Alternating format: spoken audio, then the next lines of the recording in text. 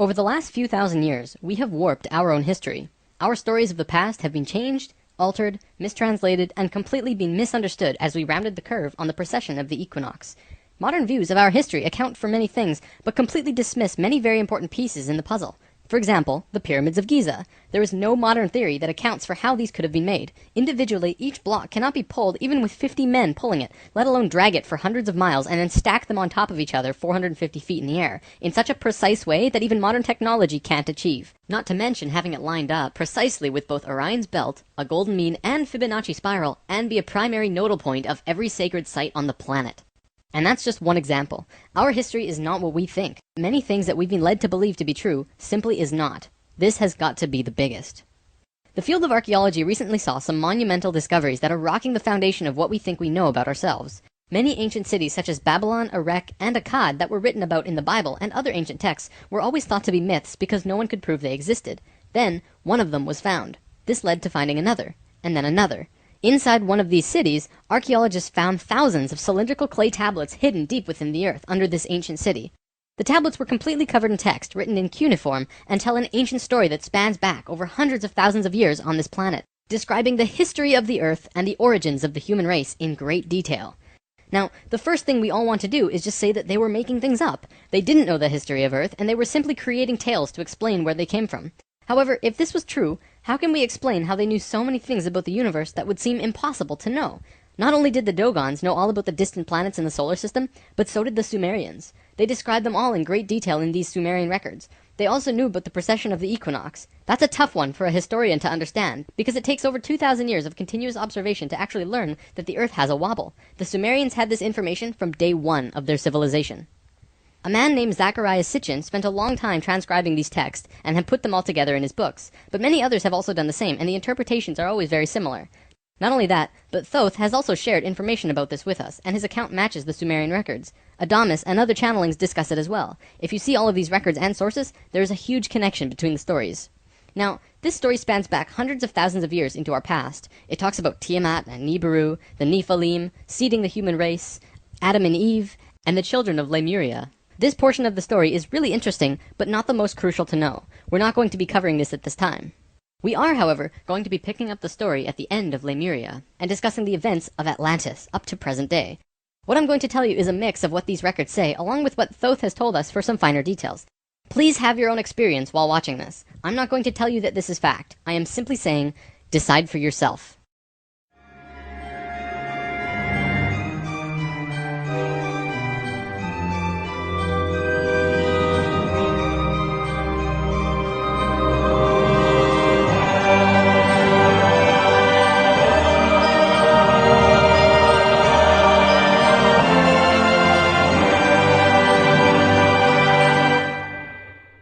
There was a time, long ago, when humans existed at a very high level of consciousness. We were interdimensional and were very psychic. We communicated through thought and emotion, much like how animals do rather than speaking or writing, which would seem very primitive.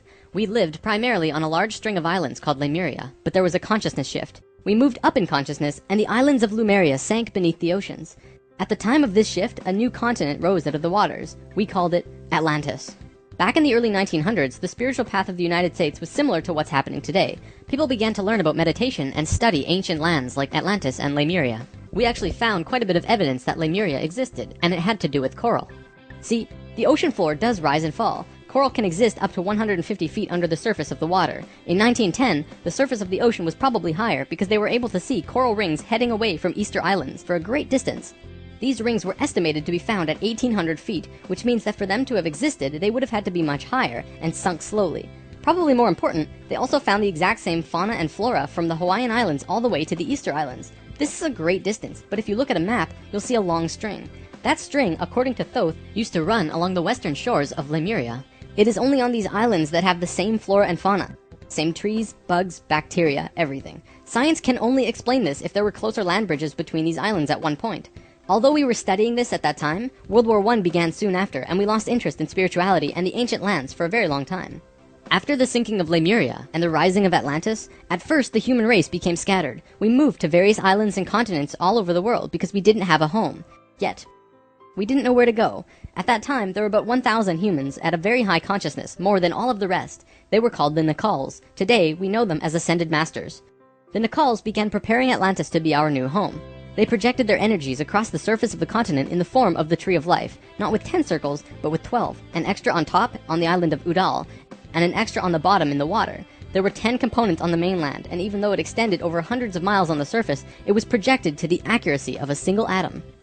We chose to move to Atlantis because of the Kundalini. In humans, the Kundalini is often referred to as the energy serpent that runs up and down your spine. When activated, it provides an immense amount of energy through all of the chakras. The Earth itself also has a Kundalini because the Earth is alive, like an organism, running from the center of the planet to a specific place on the surface. Wherever the Kundalini resides, the people there become the spiritual leaders of the world. The Earth chose Atlantis to be the new energetic center of the planet.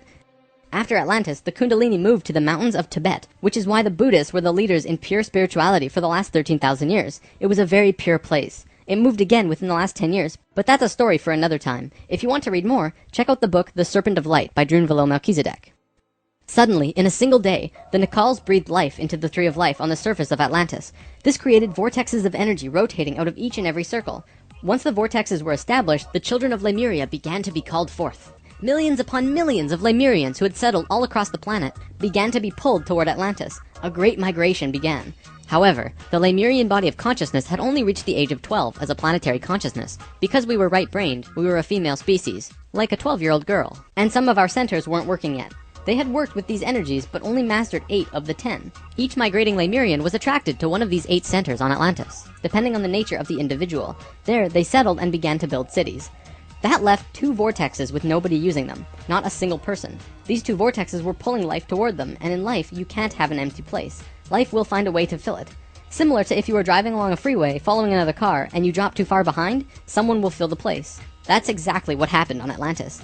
Though the Lemurians had only filled 8 of the vortex areas, Mayan records state clearly that there were 10 cities in Atlantis when it fell. You can see these records in the Troano document, which is now located in the British Museum. This document is estimated to be 3,500 years old, and it describes in detail the sinking of Atlantis. To fill these 2 empty vortexes, according to Thoth, 2 extraterrestrial races stepped in.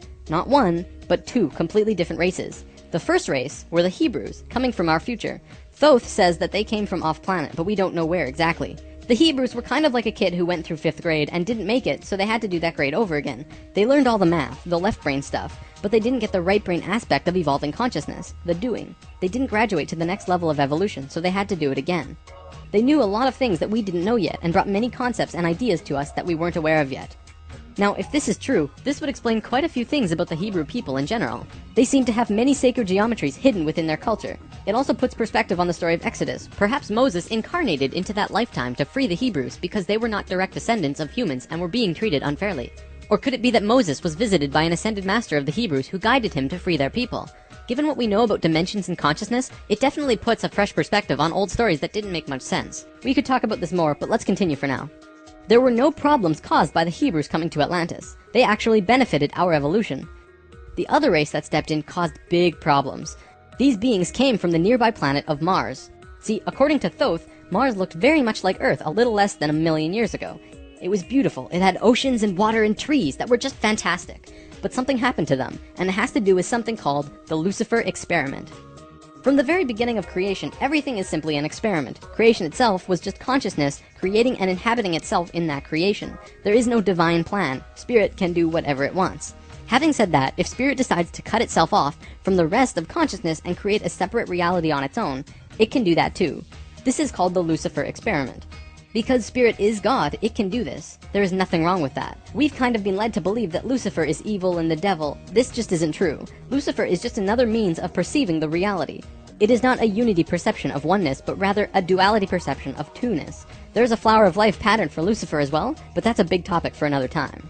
Anytime the Lucifer experiment has been attempted in the universe, it always ends in failure. The species will cut itself off from love and will become incredibly male, left-brained. What always ends up happening is that everyone becomes very greedy. There is no compassion for one another, and everyone ends up fighting until they end up killing themselves. More than 1,000,000 years ago, the beings on Mars joined the Lucifer experiment, and it failed dramatically. Basically, they cut themselves off from the unity of the universe and created a separate reality. When the Martians severed the love bond, they became pure male, logical beings with no emotions. What happened on Mars was that they ended up fighting. Mars became a battleground. Eventually, it became clear that Mars was not going to survive. They blew their atmosphere away and destroyed the surface of the planet. Nova recently did an episode on planetary magnetics, and they found some interesting things about Mars. The planet didn't have a magnetic system, however the surface was magnetized, implying that at one point it did, but that something happened. Now, we've been discussing the star tetrahedron before, and now I want to give you a brief understanding of the Merkaba. The Merkaba was known in ancient times as the Chariot of Ascension. It is the star tetrahedral energy field around the body.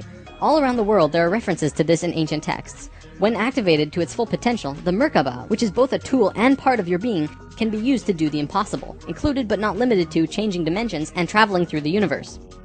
Before Mars was destroyed, they built huge tetrahedral pyramids.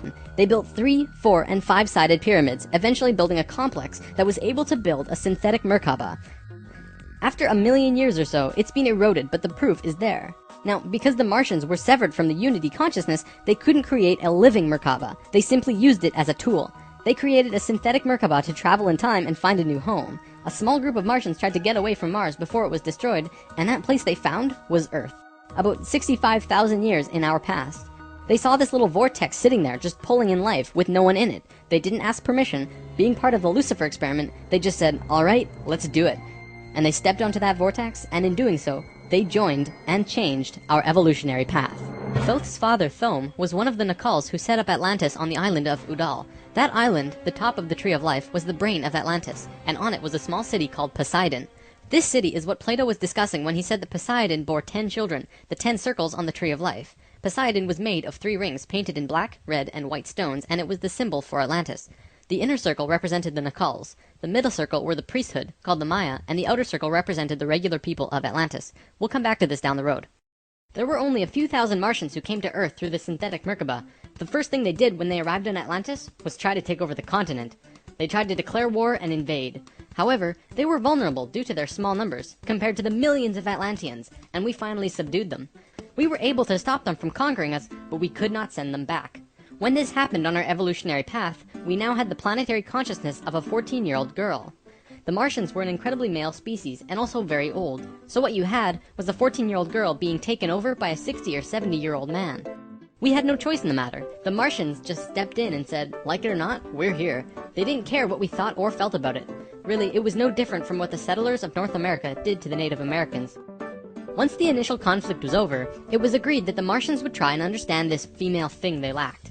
This emotional feeling, which they had none of at all. Things more or less settled for a while, but the Martians slowly began to implement their left-brain technologies, which the Atlanteans knew nothing about. One after the other, the Martians kept putting out these left-brain inventions, until the Atlanteans slowly began to see things through their left brain. We slowly began to become a male species.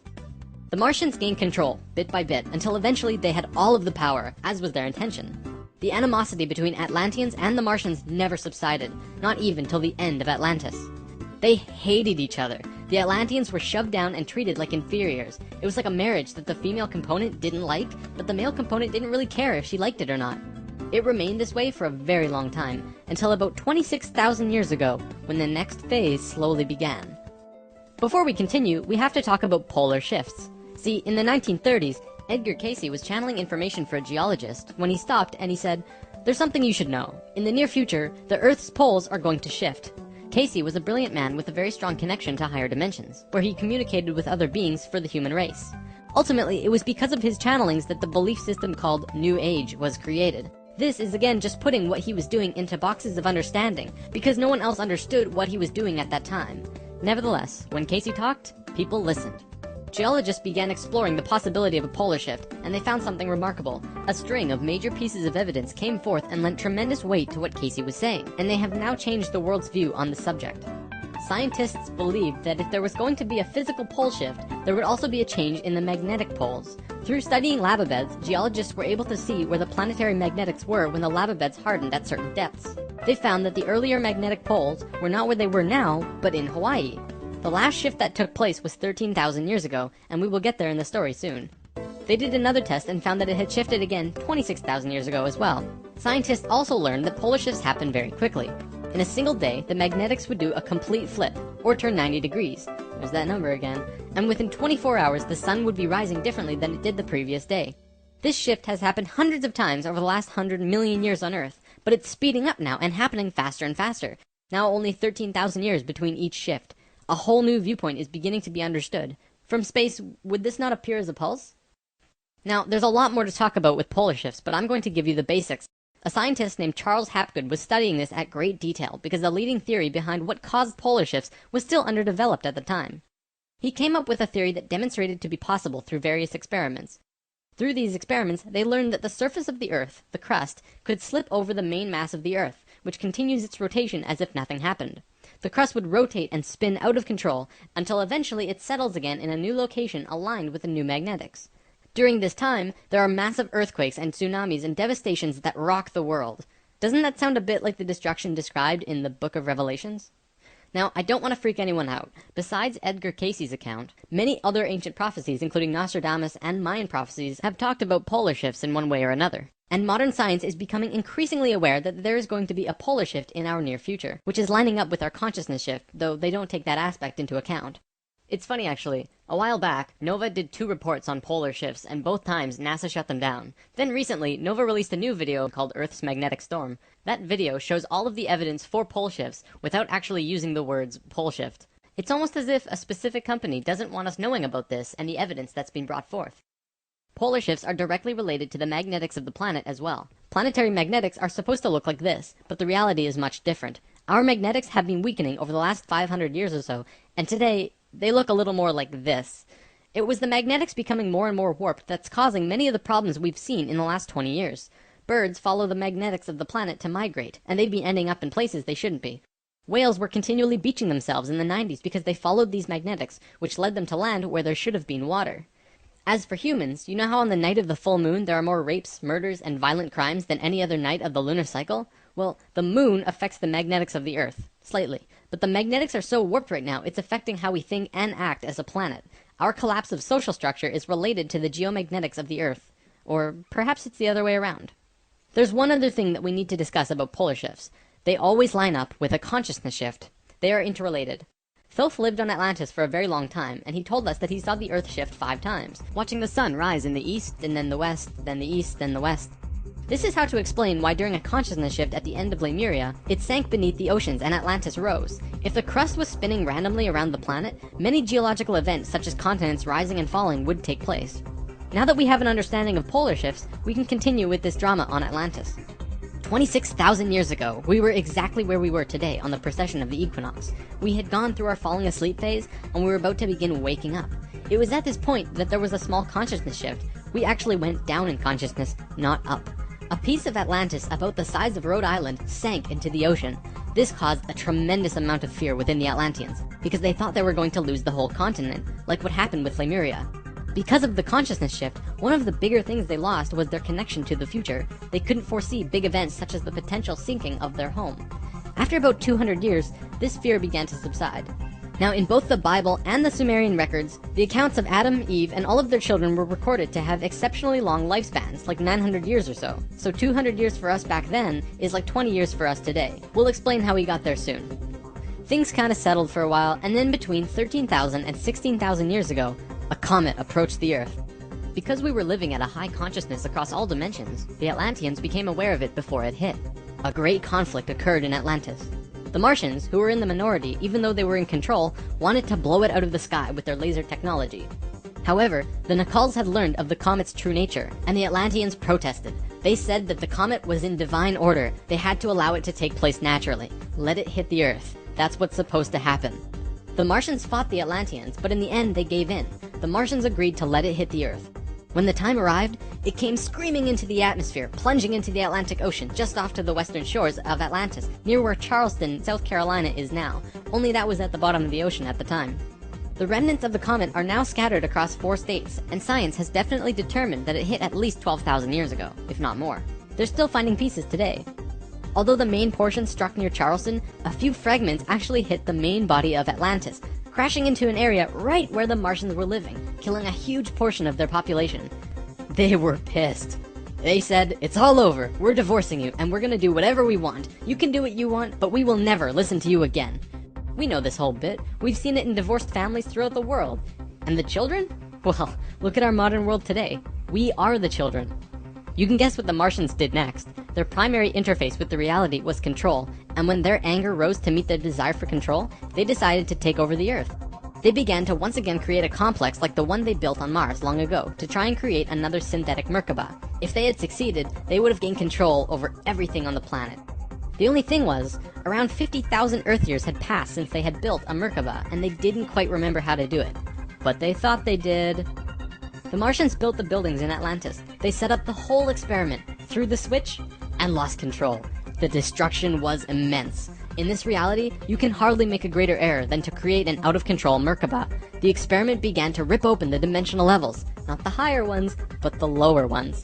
To give an analogy, if you took a knife and slit open your stomach, the stomach acids would seep into other parts of the body that it's not supposed to be in. That's like ripping open the dimensions. The Martians almost destroyed the Earth. The environmental disaster we are experiencing today is nothing in comparison, though today's disasters are a direct result of these events.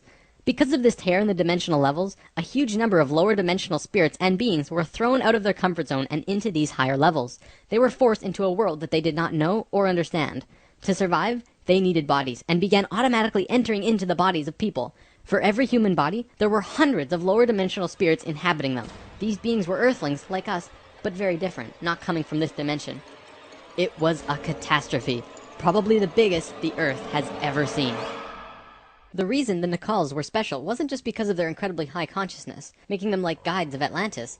They also had achieved what today we call immortality. Let's just say they figured out a way to keep their body healthy and young for as long as they chose, and could choose to pass on whenever they desired it. When reincarnating, they do not suffer the great memory loss that we do when we incarnate. They did it through their expanded consciousness and tantric interdimensional sex meditations. This is how Thoth was a priest king of Atlantis for thousands of years and stayed on Earth until 15 years ago when he gave all of his memories and understanding about sacred geometry to a man named Drunvalo Melchizedek. The Merkaba is formed out of 3 star tetrahedrons overlaid on top of each other. 2 of them are counter-rotating and the third is stationary. When the Merkaba is formed with the unity consciousness, it is formed internally with love. When it is formed externally through the Lucifer experiment, it does not have that love and can become unstable very quickly. The Martians' attempt at controlling the world took place on one of the small islands in the west of Atlantis. This place today is known as the Bermuda Triangle. It's a triangle because the top of the stationary tetrahedron of the Merkaba is actually sticking out of the water there, which causes a huge electromagnetic imbalance in that area. Many planes and boats have reported to have gone missing there. They just vanished without a trace. The imbalance is multidimensional, and in many cases these ships and planes have been sucked into different dimensions, never to be seen again. That Merkaba is still there on the seafloor today, but from what I know, it's going to be corrected soon.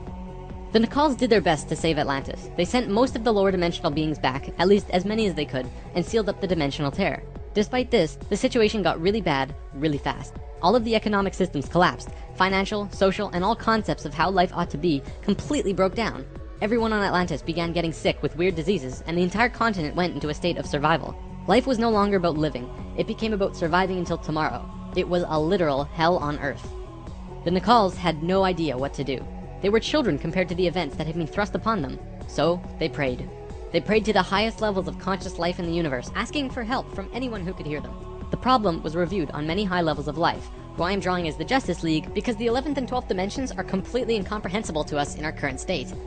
What they told us was this: we were going to fall. We were going to hit rock bottom, level 1, the lowest place we possibly could be in the universe and still survive. Also, we were changing polarity. We were no longer a female species, so we were starting from square one as a male species. And finally, and this was the shocker, we would only have 13,000 years to return to Christ consciousness. Normally, it takes hundreds of thousands of years for a species to get to Christ consciousness. We had to do it in a fraction of the time. If we didn't, we would not survive. This has never happened before in the universe, ever. Thoth, who was the priest king of Atlantis at the time, learned that they would have to perform this experiment on themselves. They received instructions from the highest levels of life and they went on their way. Thoth proceeded with a being named Ra and Aragat, who were previous kings of Atlantis, and began the experiment. To understand what they did, we have to talk about consciousness grids. A planetary grid is an etheric crystalline structure that envelops the planet and holds the consciousness of any one species of life. This grid does have an electromagnetic component associated with the third dimension, but it also has a component for every dimension as well. These grids are geometric, of course, and science will eventually discover that there is a grid for every species in the world. Each of these grids have their own geometry and are unique. There's not another one like it, just as the species itself are unique. These grids give off light as well, and from space they can be seen as the source of the bluish glow around the Earth. What Thoth and friends had to do was create a synthetic Christ consciousness grid, allowing humans to ascend to Christ consciousness in a very short time. But first, let's talk about the science behind the grid. Perhaps you've heard of the 100th monkey experiment. Over a span of 30 years, scientists were researching a species of monkey called Macaca fuscata on an island in Japan. They were providing the monkeys with sweet potatoes by dropping them in the sand. The monkeys liked sweet potatoes, but they didn't like the sand and dirt so much. A few monkey children figured out that they could wash their sweet potatoes, and some of them taught the technique to their parents. Only a few of the adult monkeys did this though. This went on for some time until one day the monkeys who actually knew the technique hit critical mass. And bingo! The technique started spreading faster than it did before. Monkeys started learning it really easily across all of the Japanese islands nearby as well as on the mainland. They knew that there had to be something that wasn't yet understood about how a species is connected to itself. So what did we do? We tried it on humans. Our research team made a picture out of human faces. About 100 faces hidden within a single picture, but at first glance, you could only see about 6 or 7. They did several surveys with a few hundred people in Australia and said, alright, find the faces. Most people could only pick out 6, 7, 8, 9 or so, not many more. After that, the research team went to Britain and aired the picture on a closed cable BBC special that was shown only in England. They showed where all of the faces were, every last one. Half of the research team, which stayed in Australia, did the experiment again with new subjects. And lo and behold, people were just naturally able to see more faces. After this experiment, they knew that something definitely connects us all, and the field of noetics is learning more about it daily. It's mass consciousness. In lesson 11, I showed you the 3 levels of consciousness. Each of these levels have their own consciousness grids around the planet, and our second level grid is based on squares and triangles. Many governments of the world, especially the Russian and US governments, were studying our grids back in the 60s and probably earlier. When mapping out the grid on the planet, you find little military bases on many of the nodal points of the grid. There are tons of these bases way out in the middle of nowhere, like on little islands like Guam. This couldn't be a coincidence that these government powers placed their bases right where the little spirals came out of the grid. They were trying to take control of the grid, because if you control consciousness, you control what we think and feel. Of course, there was another organization that had its hand in both of these governments, and still do, and we will discuss them soon enough. This grid is visible through astral projection as well. 13,000 years ago, it began. Thoth, Ra, and Aragat were to create a global complex that was able to build a synthetic Christ consciousness grid over a 13,000 year time period. The first thing they did was to fly to a place which is now called the Giza Plateau, but back then it was known as the land of Chem. It was also a rainforest back then as well, not desert like it is today. First, they created a grid around the planet 4th dimensionally, and then began to construct it in the physical 3rd dimension. They went to the male energetic axis of the Earth and constructed a complex which today is called the Solar Cross. These men were 6th-dimensional beings at that time and were living at a very high level of consciousness, so whatever they thought happened instantly. It was that simple. According to Thoth, he built the Great Pyramid, not the Egyptian king Cheops. Thoth says that it was built 200 years prior to the pole shift and built very quickly. These pyramids were aligned precisely with both Fibonacci and golden mean spirals emanating from out of the solar cross. Interestingly enough, Edgar Cayce also channeled that the pyramids were constructed in this time. The pyramids were also found to be built from the top down. The stones on top were placed first, which has baffled researchers ever since. Every time more is learned about the pyramids, we move further into dark on understanding how they were formed. If what Thoth says is true, well, that explains everything. From there, Thoth and friends constructed an entire network of temples and structures along this grid 4th dimensionally, placing them on nodes on the new synthetic Christ consciousness grid they were creating. All of them were made with Fibonacci or golden mean spirals, and all of them were mathematically referred back to the solar cross in Egypt through the Great Pyramid. The creation of all of the sacred sites on the planet were no accident. It was a single consciousness that created them all, from Machu Picchu to Stonehenge to Zaghuan, you name it. There are a few exceptions, but most were created by a single awareness as part of a unity consciousness grid. Although the Great Pyramid was done all at once, many of these ancient structures of the world were made 4th dimensionally and slowly dropped in frequency until they manifested on the 3rd dimension over a long period of time. Richard Hoagland's research brings this forward, but he wasn't the first either. They showed how one sacred site is extrapolated from another to another to another. A hot topic of discussion right now are ley lines. These are simply geometric relations between sacred sites. Archaeologists are now finding these huge connections between major spiritual sites in the globe, and now we know why they're connected. These sites had to be built physically so that the Christ consciousness grid could manifest. In a way, think of the physical sites as the wiring of a giant wireless electrical system, and then it needs about 13,000 years of continuous energy flow for it to actually turn on. And just so that you're not left in suspense, yes, the grid was completed. It came to life and is now active, though not really used. Congratulations, Earth! We actually survived. Not only has Thoth told us this in person, but he's also written it down in the Emerald Tablets. These tablets were left in the Great Pyramid thousands of years ago. There are 12 tablets in total, formed from a substance created through alchemical transmutation. They are imperishable, resistant to all elements and corrosion. Their atomic structure is fixed in place, and no change can ever take place.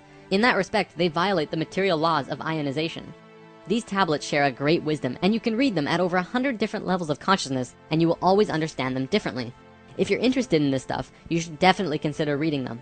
As you can probably tell, Thoth plays a pretty large role in what happened. Most of this information comes from him. Thoth also provided most of this information about the flower of life and its geometric relationship to consciousness with us, and this stuff is tied intimately to the geometry of the universe. Considering the quality and quantity of information that he has shared, it makes you really start considering that this next part can be true.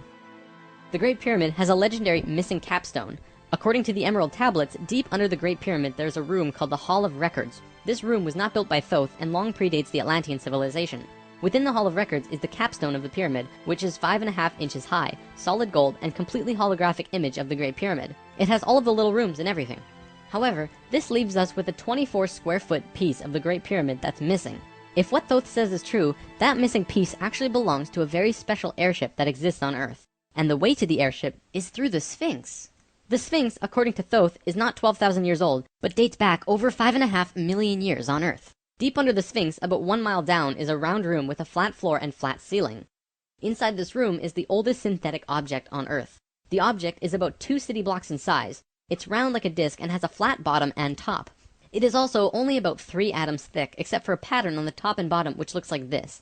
This pattern is 5 atoms thick. Thoth says that it's powered by consciousness, thoughts, and feelings, and connects with your own living Merkaba, which means that it becomes an extension of you and your own energy fields. The ship is also intimately connected with the spirit of the Earth, and is the protector for the whole planet. Thoth built the pyramid the way he did to fit with the ship. When on top of the Great Pyramid, it creates this image from above.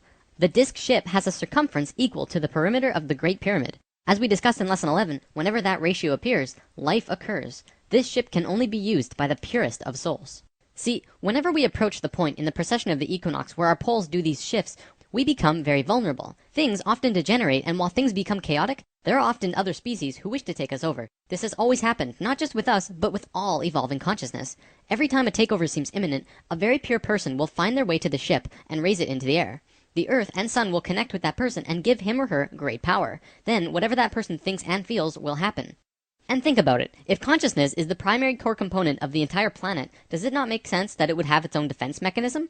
This defense is an airship that plugs into the Earth and the Sun, allowing the Earth to have protection. Our takeover event actually already happened, the same year the Christ grid was activated.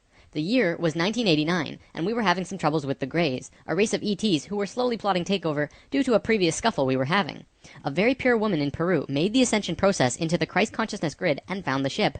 She tuned it to the frequency of the 4th dimension, where she raised it through the Earth and into the air, and manifested a situation for the Greys to leave. Within a very short time, the Greys began getting sick, and remained sick for as long as they stayed here. They have been forced to leave for now, and we are once again safe. The ship is a warship in that whatever race is trying to take over, the person will just think them away, think up a situation, and force them to leave. Returning to the events on Atlantis, after completing the complex in Egypt, Thoth and pals returned to Atlantis, where they waited for about 200 years until that critical point on the precession of the equinox where the poles would shift. They knew that Atlantis would sink, and they would be ready. Previously on Thoth and Pals! Thoth, the poles are shifting. Oh, the pole shift? Yeah, whoa, what's wrong with your eyes? I don't know. When Thoth first saw signs of the polar shift, they returned to the land of Chem and raised the warship into the sky. They went to Atlantis and picked up the Nacals. The Nacals weren't just passengers though, and each and every being was working in unity to create a very powerful Merkaba around themselves and the ship. They returned to the Great Pyramid and landed the ship on top, forming the phi ratio with the pyramid. And then, it happened. The poles began to shift, and human consciousness began to plummet. Simultaneously, the electromagnetic and magnetic fields of the Earth collapsed, and all life on the planet went into the Great Void, the 3.5 days of absolute blackness described by many ancient cultures in the world. The Emerald Tablets say that whenever we go through a polar shift, we go through a void space as we change our frequencies for about 3.5 days. This is also in the Troano document, depicted by 3.5 stones painted black. This refers to a time when we go through what science calls the electromagnetic null zone. During the pole shift, a phenomenon takes place where everything just seems to disappear for a certain time. Usually it's between 2 to 4 days, and the last time it was 3.5 days. Here's where it gets interesting. What happens to us does not usually happen to a normal species, because most advanced species will have their Merkabas handy at the time of the shift. We didn't, due to our little crisis, and we got sucked into the void space without protection. This resulted in us losing our memories. Science realizes that all of our memories are connected through cells in our brains as well as fields around our heads. What is not entirely understood by science yet, at least not directly, is the connection our memories have with the planet itself. We've discussed this before. The magnetics of the Earth affect how we think and act. The Merkaba is an electromagnetic field that you create around your body that can serve as protection from void as you're consciously going through it. What happened to us when we didn't have that protection? It was a clean wipe. When we existed on Atlantis, we were living at a very high level of consciousness in a higher dimension. We had extremely advanced and sophisticated bodies and minds, and were capable of practically anything, living in a dimension where molecules were spaced so far apart that consciousness could interact with them without physically moving. It's hard to explain because you can literally shape your environment immediately through your consciousness in these higher frequencies. In that sense, we were creators, knowing and understanding oneness, beings of love. But then we fell. We dropped back down to this place called the third dimension. We also fell in consciousness back to zero. We forgot how to use the pineal gland, and it slowly shrunk to the size it is now, like a raisin, where it's supposed to be eyeball size. When this happened, we forgot how to breathe source energy into our bodies, and our lifespans went kaput. Eventually, we went from 900 years to what it is today. We had not experienced this dense reality that we had before, at least for a very long time. We were kind of like a supercomputer that gets completely wiped. No operating system or anything. We had these advanced physical bodies, but we didn't know how to use them. This is why today we are so physically advanced compared to pretty much all the other animals in this third dimension. For a time, the survivors of the Atlantean fall, and there were a few, were literally hairy barbarians. We even had to rediscover fire. The reason we're having such a hard time finding evidence of Atlantis is because for the most part, the events of Atlantis took place on a much higher dimension than our physical Earth exists on right now. Everything I've drawn of Atlantis can't be taken as that's what it looked like, because it didn't. This landmass did physically exist, but the Atlanteans were not inhabiting that dimension of its existence. If the warship hadn't been protected by the Merkaba, the Nacals would have lost their memories.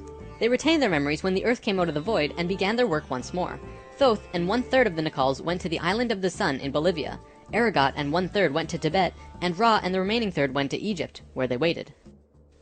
Now, we're going to begin bridging the gaps between this story and our current history. In between the fall of Atlantis and the dawn of our first civilizations, who were the Egyptians and the Sumerians, there was a 6,500-year gap between them. What was happening to us in that time? We have to look at this precession chart again. This is where we fell in consciousness, point C, and this was our falling asleep phase too. Thoth, Ra, and the Ascended Masters were waiting until point D. They had to wait for humans to just evolve themselves over a 6,500-year time period until they were advanced enough to actually receive this new information that they were going to provide. Sometime in here was when the flood of Noah occurred. Because of the pole shift, the Earth went through an ice age. This is scientific fact. When the ice melted, it would have caused massive flooding. DNA is the physical manifestation of who you are. It is your soul's physical aspect. What we are seeing in DNA is changes in the codons. There's 64 possible codons in DNA, and humans only have about 22 or so. What we're finding is that there are 6 more codons being activated within these children, and they are choosing 2 of the 6. These kids are what we call indigo and crystal children, and probably the super psychics as well. Now, this is a chromosome. Basically, what this is lots and lots of DNA wrapped into this weird H-like shape. This is located in every cell and is part of your body of consciousness. What Thoth tells us is that every level of consciousness seen here not only has its own consciousness grid, but its chromosome change as well. The second level, where we are now, has 44 and 2 chromosomes. To any scientist, this is basic biology. The first level, however, has 42 and 2, and this third level has 46 and 2. The fourth and fifth have 48 and 2 and 50 and 2, respectively. The primary physically visible difference between these DNA in all life is height. The first level has an average height of 4 to 6 feet tall. The second level, us, has an average height of 5 to 7 feet. Third are about 10 to 16 feet, which we are about to translate to. Fourth is 30 to 35 feet, and the last is 50 to 60. You may remember a being named Metatron, the Hebrew archangel who is the perfection of what humanity is to become. He was 55 feet tall, that guy. The last 2 heights are far in the distant future for us, though. This is a place in Egypt today called Abu Simbel. The first thing you notice is that these statues are huge, but with the information about the DNA, this paints a different picture. These beings would be in the 60-foot range if they were to stand. They were at the 5th level of consciousness. These beings on a different wall are 35 feet tall, 4th level of consciousness. Here are some 3rd levels as well. Archaeologists saw this and thought that it meant that the man was just much more important than the woman, when in actuality, the kings of Egypt had 5 different names, one for every level of consciousness. Some of the kings were even able to translate into different dimensions, and that's how they guided the population with the power of the gods. In Egypt, according to today's top archaeologists and researchers, the Egyptians and Sumerians both began their civilizations right around the same time from each other, within a few hundred years or so. Both of these civilizations emerged out of nowhere with perfect writing abilities that were not improved upon since. When they first emerged, they were extremely sophisticated and clear, and slowly degenerated over generations. No archaeologist can explain how this happened or explain how it could have happened. They placed Egypt and Sumer into a special classification called stair-step evolution. What happened was, one day, Egypt got its language, full and complete. Then the knowledge leveled off. And then it got another massive leap a little while later. Then suddenly, they knew everything about water and moat systems just perfect. Then, a little time later, bam! They're masters of hydraulics. How did Egypt and Sumer do this? Well, this is what Thoth said. When we were evolving on our own for 6,500 years, Ra and the Ascended Masters were waiting in an underground city beneath the Great Pyramid. We'll come back to this in a bit. Thoth's son Tat formed a group called the Tat Brotherhood, which is a secret group that still exists today as protectors and keepers of the sacred temples. Today, they're still connected to the Ascended Masters. So about 6,000 years ago, some members of the Tat Brotherhood would wait until they would meet someone who could understand what they were going to teach them. When they found someone, they would just tune their frequencies to the third dimension and walk up and tell them information flat out. They said, hey, if you do this and this happens. The Egyptians would say, wow, look at that. Then they would go underground, wait another little while, and repeat the process. Over a short period of time, the Egyptian and Sumerian evolution shot up in stair steps. As for the Sumerians, they also received a more detailed story by those who were assisting them. They described to the Sumerians in all of the details they remembered. They said, this is the history of the planet, write it down. The Sumerians knew about the precession of the equinox because they were told it by the Nacals from Atlantis. After this stair-step period, we began to fall asleep further. Things got worse once more. It was our falling sleep stage of precession, and although the Nacals had given us a boost, we were consciously dozing off. On that note, it's time for the story about the city under the pyramid. Keep an open mind about this because there is very little proof for what I'm about to say. For over 40 years, Drunvalo Melchizedek has been studying human consciousness through sacred geometry and spiritual teachers and masters all over the world. In 1996, he was contacted by a source in Egypt who said that something incredible had been discovered. A stone stele came out of the ground between the paws of the Sphinx into the daylight. They removed it and dug into the earth beneath the Sphinx. There they found a room with 3 tunnels leading off of it. One of the tunnels, which went to the Great Pyramid, had another tunnel coming off it, and it was shielded by a wall of light. Bullets could not pass through this field, and people could not even get close to it without feeling like they're going to die. The Egyptian government found a particular person who could turn off this field. They also had brought in Paramount Studios to film it, as they had filmed the opening of King Tut's tomb. They had a good relationship with Egypt. The government wanted several $1 million from Paramount, but at the last minute they asked for an extra $1.5 million under the table. Paramount was outraged, and they backed off. Things were silent for about 3 months. Then, Drunvalo heard from a source again, who was involved in all this, who said that 3 men shut off the light field and went inside. They found themselves inside a very large building that went on for miles underground, which was really the edge of a giant underground city, which was really just one giant building. Then, a little while later, an Egyptian archaeologist named Larry Hunter began describing the same thing, but more detailed. He said that the city was 6.5 by 8 miles wide and 12 stories deep, and the city was outlined by specific temples in Egypt. The 3 pyramids are lined up with Orion's belt, but there are also small temples for every other star in the constellation. Those temples map out the city underground and are made out of a special stone not found anywhere else in Egypt called Koinen stone. Incredibly enough, very recently, ancient tunnels were found in Romania that led to both Egypt and the inner earth. Now, I don't have time to go into detail about this particular story, but if you want, check out the book Transylvanian Sunrise by Radu Sinamar. To be clear, this is a theory that has not been accepted by the Egyptian government, but the underground city that Thoth said was there is, according to Mr. Hunter, marked by temples made of a unique substance, and the temples match the star pattern of the constellation of Orion. 4,000 years after the stair-step evolution, we were at our lowest stage of our evolution. We were hitting bottom on the awareness road. Suddenly, out of the darkness, 3 men came to Earth to give us a little nudge. Everything in ancient Egypt was synthetic. They had this entire civilization based around achieving heightened states of consciousness, but they had to do it through tools. Now, we're not going to look at each of these tools individually, but let me give you a brief overview here. This tool was used for transferring vibrations into the body. Along with that were the hook and flail. This little device was a kind of generator to increase vibrations, though there's not too much information available on it. This thing, however, was their most important tool, the Ankh. They saw the Ankh as the secret to eternal life, and they used it not as a physical tool, but as an energetic one. They would use this form and Ankh their sexual energy. Now, this could be a huge topic on its own, like how energy travels up and down the body through a vertical tube between 5 energy channels that counter-rotate as they extend through the body. But basically, sexual energy is an incredibly powerful energy. We definitely abuse it today, but what the Egyptians knew was that when you had an orgasm, a very large amount of energy bursts from your root chakra all the way up your spine to the top of your head, and then it gets released. What the Egyptians would do was when the spiral of energy hit their heart chakra, they would onk the energy out of the back of their body and over their head and back into their body, where they would keep the energy and retain a massive energy boost. In other words, if you take a tuning fork and hit it, it will reverberate for a certain amount of time. Then, if you attach an onk on top of it and hit it again, it will reverberate at least 3 times longer. The Egyptians were doing this with their bodies. Moving on, when Atlantis was first formed, the Nacals set up something called a mystery school. This is a special type of school where you learn about consciousness, and you learn different aspects of expanding your own consciousness, and eventually getting to a place where you become immortal. It usually took a very long time to achieve this state, and that's why there were only about 1,000 Nacals in comparison to the millions of Lemurians at the start of Atlantis. The first Atlantean to reach the immortal state was a man named Osiris.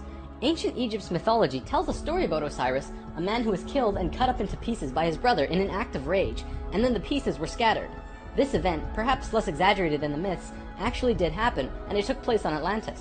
Osiris's wife and sister retrieved the pieces, and upon returning the final piece, they restored the creative energy flow and brought his spirit back into the body.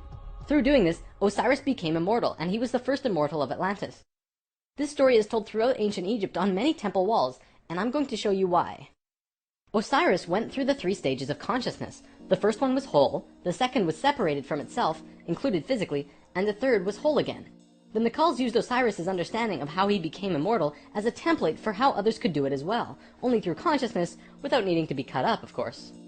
This eventually became what we would call the religion of Atlantis, but it was more of a deeper understanding that they were following. This template was also used in Egypt, which we will look at now. Through this stair-step evolution, we began to change from the first level of consciousness into the second. Before the fall, we had incredible memories. It wasn't this vague recollection that we have now, but today we might see it as full-tilt 3D holographic memory. After the fall, we still had a photographic memory, and could share these experiences with each other, which is called dream time. It is what the Aborigines of Australia still have today. Through the introduction of writing, however, we began to change from the first level of consciousness into the second. We lost our incredible memories, and became very separate from each other and ourselves.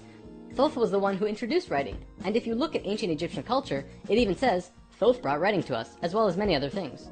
Now that we were in the second level, over time, things began to change, and a very serious problem developed, which if it hadn't been solved, it would have caused a major catastrophe in our own near future.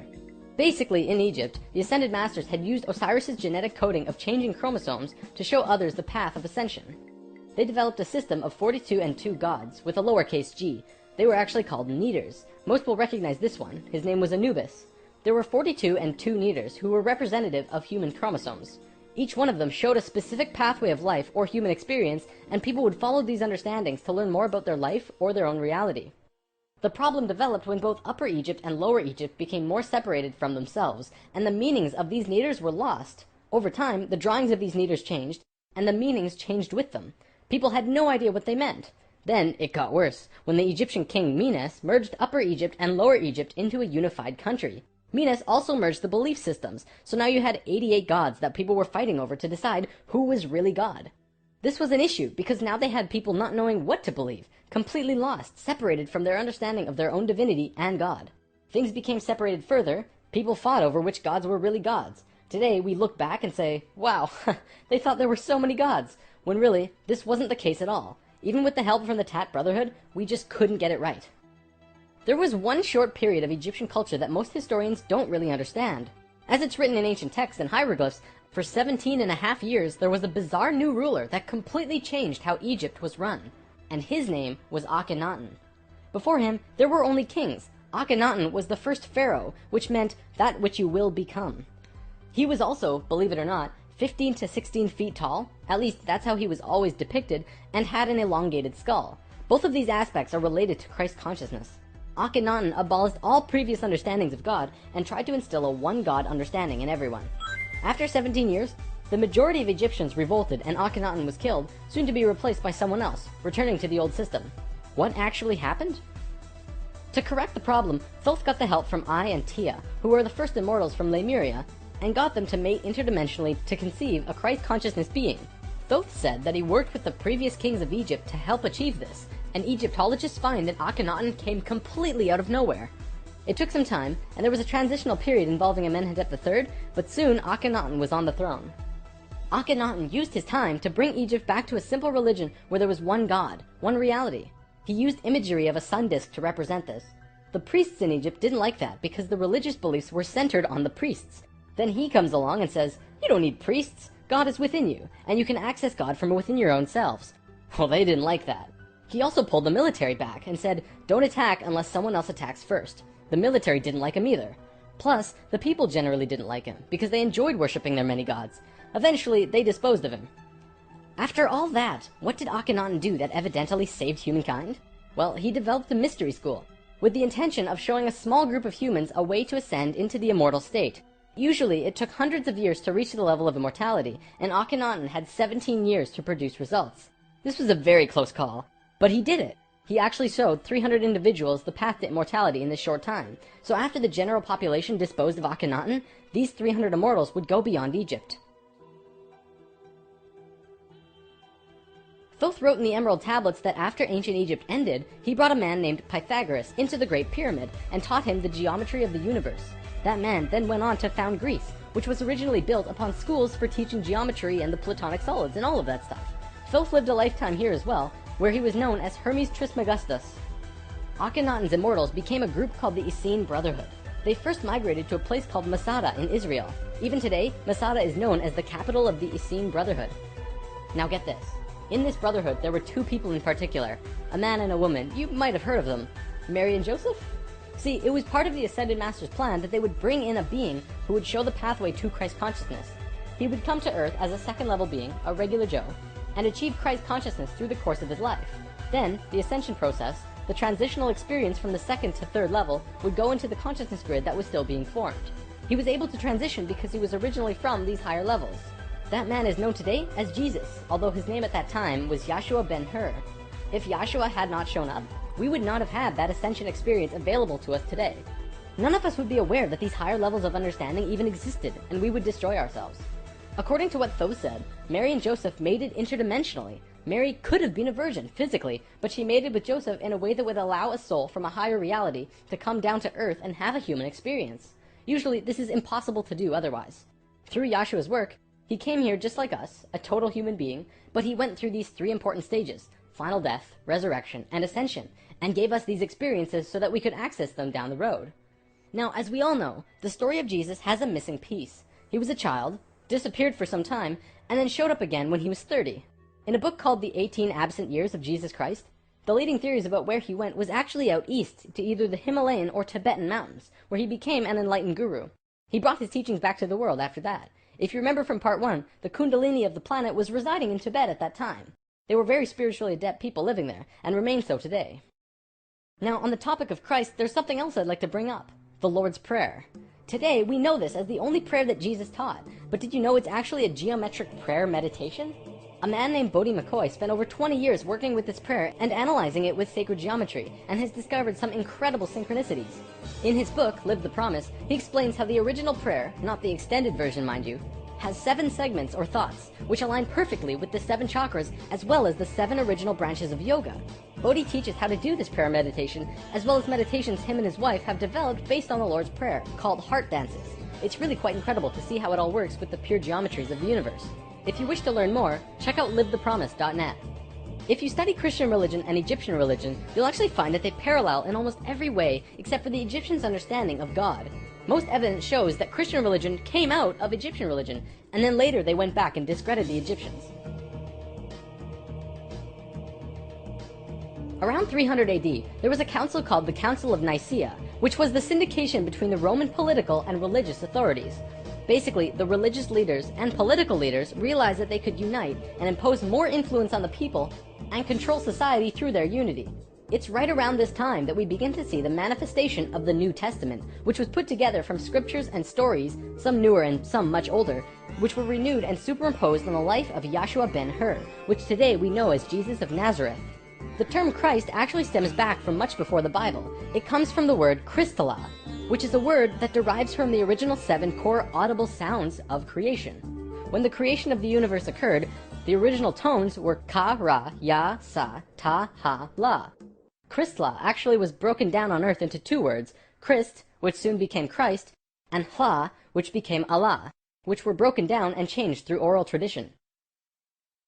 The symbol for Atlantis was 3 rings inside of the other. The inside were the Nacals, the middle ring were called Maya, and the outer ring were the Atlanteans. The Maya's job was communicating the messages from the inner circle out to the regular people of Atlantis. When Atlantis sank, the Maya took their knowledge, a crystal skull with memories of Atlantis, and their calendar, and went out to what today is called the Yucatan Peninsula, birthplace of the Mayan civilization.